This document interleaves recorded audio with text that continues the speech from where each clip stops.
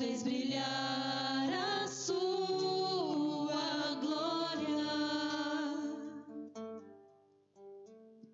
Queridos padres, Franciel, Padre Gilson Jardene, também diácono Jean, nosso seminarista, as religiosas aqui presentes, autoridades civis e militares, toda a comissão de festa, sei que são muitos que estão trabalhando nesse tempo para que possa acontecer de modo tão digno e tão belo a festa, a novena de Santana desse ano de 2025, ano jubilar. Também cumprimento aqui as autoridades civis e militares que porventura se fizerem presentes. Como é bom podermos nos encontrar na presença do Senhor, nos encontrar na presença de nossa tão querida mãe, mas também nos encontrar diante daquela que nos ensinou a filha a ser nossa mãe. Com certeza esta proximidade com estas duas mulheres nos faz também muito próximos de Jesus. Hoje, dentro deste grande retiro espiritual da comunidade, podemos dizer retiro espiritual, porque ao longo desses dias se renova também a esperança de cada um. Vocês que desde o primeiro dia têm colocado as suas intenções. E hoje o Padre vem falar aqui de uma palavra que nós muitas vezes procuramos, que é milagre. E esse milagre nos vem pela intercessão de Santana, pela intercessão de Nossa Senhora da Abadia, mas quem pode realizar o milagre é Jesus Cristo. Essa novena se reveste de um brilho muito especial, pois nela encontramos a imagem peregrina e milagrosa de Nossa Senhora da Abadia do Muquem. Ela entra neste templo para encontrar-se com sua mãe, Senhora Santana, padroeira de nossa cidade também, por que não dizer padroeira de nossos corações. É o encontro da filha com a mãe que nos permite contemplar o Deus que faz milagres. Se pudesse colocar o tema desta homilia, é este: o Deus que nos permite ver milagres. O Deus que nos permite ver milagres. Sim, me permita em 4 pontos tocar os milagres vistos na liturgia e também na vida destas duas mulheres tão queridas de cada um de nós. Primeiro ponto, o milagre da libertação do povo de Israel. Encontrei este milagre na primeira leitura. O povo estava sem saída entre o mar e o exército do faraó. Do ponto de vista humano não havia saída, mas Deus intervém. E aí nós nos colocamos também no texto e nos perguntamos: em alguma situação nós nos encontramos sem saída? Deus nos dá uma palavra de motivação, assim como deu àquele povo de Israel: dizei aos filhos de Israel que se ponham em marcha. O mar se abriu, o povo atravessou em terra seca. Esse milagre não foi só a separação das águas, mas a manifestação de um Deus que luta pelo seu povo, que caminha à frente, que escuta o clamor dos oprimidos e age na hora certa. Quantos aqui hoje podem se sentir assim, presos, sem saída, presos ainda nas situações do Egito? E Deus suscita homens e mulheres. Ali suscitou Moisés, que teve medo de assumir a sua missão. Eu fico pensando, gente, às vezes nós somos os Moisés da vida. Deus deu a ele a missão e ele dizendo: chama outro. Como é que eu vou falar ao faraó? Eu tenho a língua presa. Sabe, Moisés tinha uma gagueira, né? Ele era gago, ele não conseguia falar bem. O medo de Moisés, Deus concede a Arão para ir do lado dele. E aí nós olhamos aquilo que ele vai enfrentar. Ele está diante de um mar. O mar é grande, e aqui podemos dizer o problema às vezes é grande também. mas ele tem diante de si uma força que o impele a seguir. Ele tem diante de si um mar que precisa ser transposto, mas ele tem diante de si somente um cajado. Ele olha para aquele mar e é justamente não a força dele que faz aquele mar se abrir. É o milagre que faz perceber mais do que águas, faz perceber um caminho. E às vezes, amado irmão, querida irmã, Deus nos faz enxergar um caminho onde nós não vemos. Onde aquele povo via água, via um impossível, Deus vê um caminho. E aquele povo atravessa em terra seca. Hoje pensamos, há famílias afogadas em dívidas. Quantos que nos procuram, às vezes desempregados, situação financeira do país não vai bem, situação econômica, socioeconômica, político. Nós sabemos tudo o que está acontecendo. Mas nós olhamos esse grande milagre e percebemos que ele pode acontecer também hoje. Casamentos naufragando, jovens dominados por vícios, crianças sem rumo, mas Deus ainda hoje diz: avancem, não tenham medo. É uma palavra de ordem para mim e para você. O milagre, amado irmão, querida irmã, ele começa quando paramos de olhar para o exército do mal e parece que não tem saída. De um lado tem um mar que precisa ser transposto, do outro o exército do faraó que vem em marcha contra eles. Parece não haver saída, mas Deus então abre para nós os caminhos quando confiamos na sua ação. Moisés tem um Deus grande, um cajado, e é aí que o milagre acontece. Ele vai à frente e diz: ponham-se em marcha. O resto é com Deus. Ele está me enviando, ele se vira, perdoe a palavra. Ele sempre se vira. E melhor do que nós. Segundo milagre, se nós trabalhamos aí esse primeiro ponto, o milagre da libertação do povo de Israel, que precisa também ser um milagre na minha e na sua vida. Porque às vezes, amado irmão, querida irmã, a vida, pela dureza que ela traz, pelo mar que precisa ser transposto, e depois o deserto que precisa ser também levado adiante, nós corremos um risco de querer voltar para o Egito. Mas Deus diz: vai em frente, eu estou com você. Se a gente olha outros textos, a gente entende, por exemplo, Pedro, quando ele está ali começando a andar nas águas, e Jesus diz: Pedro, vem. Pedro está andando sobre as águas, e Pedro, quando começa a duvidar, ele começa a afundar. Aí vem o grito de socorro: Senhor, socorre, salva-me. Então, quando vem esse grito de socorro, quando de novo vem a confiança no Senhor que o chama, ele então para de afundar. Eu e você muitas vezes podemos nos afundar em sentimentos, no medo que muitas vezes nos paralisa, em enfermidades, mas Deus nos diz: avance, avante, não tenha medo. Primeira palavra. Segundo milagre, e o segundo ponto aí, é o milagre de Jonas. Nós olhamos para o Evangelho e encontramos aí em Mateus 12, 38, 42. No Evangelho, os fariseus pedem um sinal.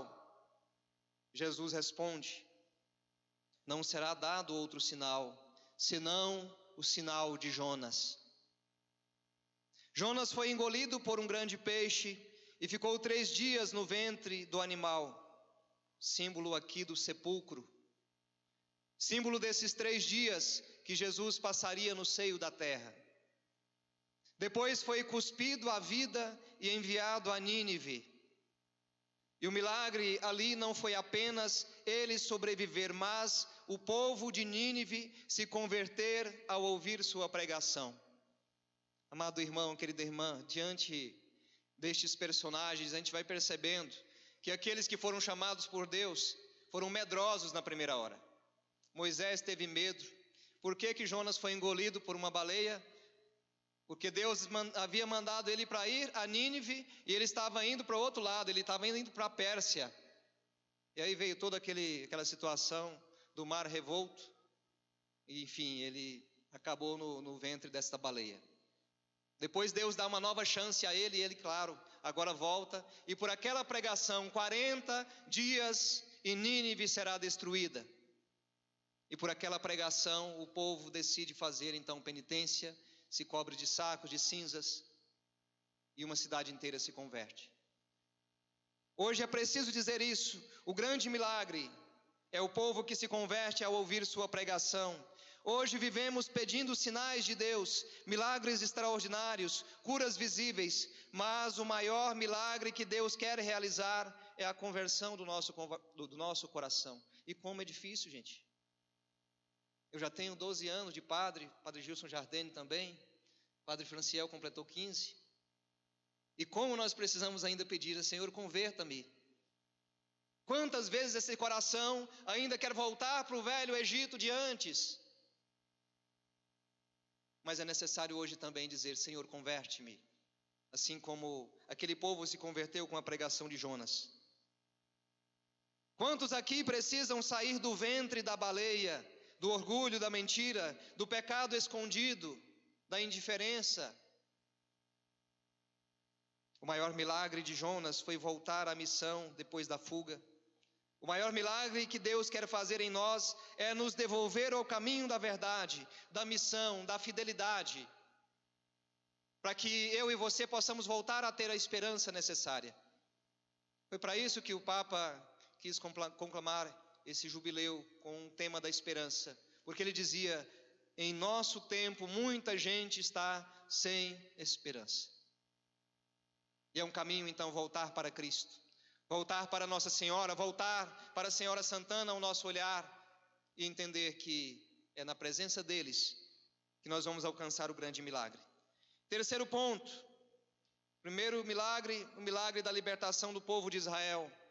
Segundo milagre, o milagre de Jonas. Terceiro milagre, e aí o terceiro e o quarto milagre se referem a estas duas mulheres. O milagre de Santana. Santana com seu esposo Joaquim vivia a angústia da esterilidade. Talvez muitas mulheres vivem isso também. O desejo de ter filhos e não conseguem. Mas olha para a vida de Ana e ela conseguiu por graça. Tive a oportunidade, talvez dos milagres mais impactantes que ao longo desses 12 anos eu pude experimentar perto de mim. Foi daquele casal que eu tive a oportunidade de encontrar com eles, não os conhecia, pela primeira vez os encontrei, ouvi a história deles. Há 6 anos casados, 6 anos tentando ter filhos e não conseguia. E a gente contava a história de Ana e de Elcana, que são os pais de Samuel. E dizia, vocês acreditam que pode acontecer também com vocês? Eles diziam, sim, padre, se está na Bíblia a gente acredita, mas está demorando, a gente nem sabe se esta é a vontade de Deus para nós. Levamos aquele casal para a Capela do Santíssimo, rezamos com ele, pedindo a mesma graça que foi dada a Ana, esposa de Elcana, e ali ela depois segurando o filho nos braços, dizendo, vai se chamar Samuel, porque eu pedi ao Senhor. Samuel significa isso, eu pedi ao Senhor. E aquele casal lá da cidade de Divinópolis, eu não os conhecia, mas até para a gente, né, padres? Às vezes a gente faz uma oração e às vezes a gente pergunta, será que vai acontecer um milagre? Às vezes não acontece milagre, né? E naquele dia foi diferente. 2 semanas depois, Marcos e Pâmela, lá da cidade de Divinópolis, talvez vão acompanhar aí, está sendo transmitida a missa. E ele me manda um áudio todo emocionado, padre, deu certo, Pâmela está grávida. E a gente então, na alegria, ouvindo aquele áudio e depois continuamos a acompanhar ao longo dos 9 meses. Depois eles nos mandaram então a fotinho lá de um rapazinho que eles colocaram o nome de Samuel. Depois eles em contato comigo disseram, padre, não tem outro padre para fazer o batizado do Samuel. Você vai ter que dar um jeito aí de sair de Uruaçu e vir aqui andar 1.400 quilômetros até Divinópolis para batizar. E estava eu lá em janeiro de 2022, batizando Samuel. Pude entrar no quartinho do Samuel e a Pâmela havia feito ali uma ornamentação, colocado um quadro na parede com aquela frase, aquele versículo bíblico, Samuel, porque eu pedi ao Senhor. É dessas coisas que nós estamos falando.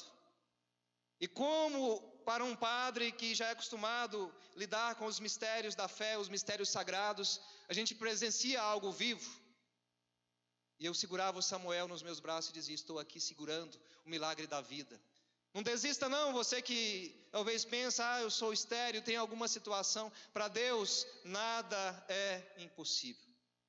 Qual que é o seu impossível? É esse câncer aí que te atormenta? Essa situação que você sabe, que você apresentou e talvez está apresentando nessa novena? Deus conhece, Deus sabe. Santana, então, com seu esposo Joaquim, vivia esta angústia da esterilidade. Não tinham filhos, eram idosos e carregavam a dor de uma vida aparentemente sem fruto. Mas Deus escutou suas orações e no tempo certo lhes concedeu uma filha, que é nossa querida mãe, a Virgem Maria, e aqui sob o título de Nossa Senhora da Abadia. Maria de tantos títulos. Não sei se você conhece aquela canção, Todas as Nossas Senhoras, talvez alguém já tenha ouvido. Como é bonito quando a gente ouve aquela canção e vai contemplando os títulos, os vários títulos de Maria, mas uma mesma Nossa Senhora, uma mesma Maria, uma mesma filha de Santana e de São Joaquim. O milagre aqui é um milagre da fé que espera, que não desiste, que permanece fiel mesmo sem entender tudo. Quantos casais hoje enfrentam esterilidades, não só físicas, mas afetivas, espirituais? Quantas famílias estão desanimadas, porque parece que nada floresce, nada muda, nada melhora. Santana nos ensina que o milagre de Deus chega a quem espera com fé, a quem não desiste da oração, a quem semeia com lágrimas, na certeza de que colherá com alegria, conforme nos traz o Salmo 126, no versículo 5. Por fim, o milagre em Maria, nossa amada Virgem da Abadia. Não percamos o ponto de onde partimos: o milagre na vida do povo de Israel, a sua libertação, o milagre de Jonas, o milagre de Santana, agora o milagre em Maria, nossa amada Virgem da Abadia. Maria é um milagre vivo. Nela se cumpre o impossível. Se Ana era estéril, Maria era virgem. Aos olhos humanos, em nenhum dos casos é possível uma criança vir ao mundo. Mas estamos falando de Deus, e para Deus tudo é possível. Repita: para Deus tudo é possível. Ela não pediu sinal, ela foi para nós o sinal. Um sinal lhe será dado: uma virgem conceberá e dará à luz um filho, e lhe porá o nome de Jesus, porque ele vai salvar o seu povo dos seus pecados. Foi o sim que mudou a história. Quantas vezes Deus quer fazer milagres em nossa vida, mas nós resistimos, reclamamos, desconfiamos, fugimos. Maria nos mostra que o maior milagre acontece quando a gente se coloca por inteiro na confiança e na presença do Senhor. Amado irmão, querido irmão, o que podemos aprender desses milagres? Deus ainda faz milagres. Em 2025 é verdade isso, Deus ainda faz milagres, mas os maiores milagres não são os que brilham aos nossos olhos, e sim os que transformam o coração. Deus faz milagres em quem se move na fé. Israel marchou, Jonas se arrependeu, Santana perseverou, Maria se entregou. O milagre exige a nossa resposta. O milagre nos leva a contemplar o extraordinário de Deus e nos leva a acreditar mais, a nos converter de nossa mesquinhez. Contemplar o milagre nos faz caminhar buscando ser fiéis, assim como eles foram. Quem vive com Santana, quem vive com Maria, vive no coração do milagre, porque quem ama a mãe, ama também o Deus que nela habita. Meus irmãos e minhas irmãs, hoje o maior milagre que Deus quer realizar não está fora, mas está dentro de cada um de nós. Ele quer libertar você do seu Egito. quer libertar do pecado, quer libertar deste ventre da baleia. E o que é este ventre da baleia? Hoje nós celebramos com os nossos jovens, também as vocações. Nós pensamos esse ventre da baleia que pode ser a pornografia, que destrói a pureza e tantas famílias. Pode ser a bebida e as drogas que aprisionam nossos jovens. Pode ser também a fofoca, a divisão, a mágoa, a falta de perdão. A indiferença religiosa que esfria o fervor da fé, da corrupção moral, social, espiritual, que tanto anestesia as consciências. Por fim, amado irmão, querida irmã, Deus nos quer dar uma grande confiança. O Deus que abriu o mar, que salvou Jonas e que deu filhos aos estéreis, aqui as mulheres, Santana estéril, a Virgem Maria não estéril, mas de um ventre virgem, fez nascer o Salvador gerado no ventre desta mulher. É o mesmo Deus que está aqui, que nos permite ver milagres. Quando terminar a novena de Santana, eu falo em nome do nosso reitor, o Padre Cornélio. Eu não vim aqui fazer homilia para vocês, vim trazer um recado dele para vocês. Vocês estavam esperando ele. Mas trazer esse recado do nosso reitor, que pela primeira vez conduz a romaria tão querida e tão amada de Nossa Senhora da Abadia do Muquem. Quem já está se preparando aí para a romaria, levanta a mão para eu ver. Muita gente, louvado seja Deus. Já se organizando, já pensando aí como vai ser, fazendo as reuniões com as famílias, como é que vai ser o apoio. Começa a fazer umas caminhadas também, senão não dá conta. O Padre Franciel vai pedalando. Isso. Dia 11. Quem quiser ir com ele também aí, se coloca a caminho, em marcha. Louvado seja Deus, estamos em preparação. Então, em nome do nosso reitor, o Padre Cornélio, fica o convite ao você, ao nosso amado povo de Uruaçu, para que se coloquem a caminho como peregrinos neste ano da esperança. Nossa romaria está chegando. Ali, assim como vemos aqui, Deus nos permitirá ver milagres. Hoje nós nos encontramos aqui. De 5 a 15 de agosto, nos encontraremos em nosso amado santuário de Nossa Senhora da Abadia de Muquem. Aqueles que forem, quem sabe, não, a gente passa lá para tomar um cafezinho em sua barraca. Visitando assim a casa da mãe, nós nos sentimos em casa. Hoje a mãe acolhe a filha, daqui uns dias é a filha que acolhe a nossa mãe. Nos acolhe, netos de Santana, filhos de Nossa Senhora. A vida é feita de encontros, e nesses encontros Deus aumente a nossa fé, rompa em nós todos os medos, para contemplar assim os seus milagres. Assim seja, hoje e sempre. Amém.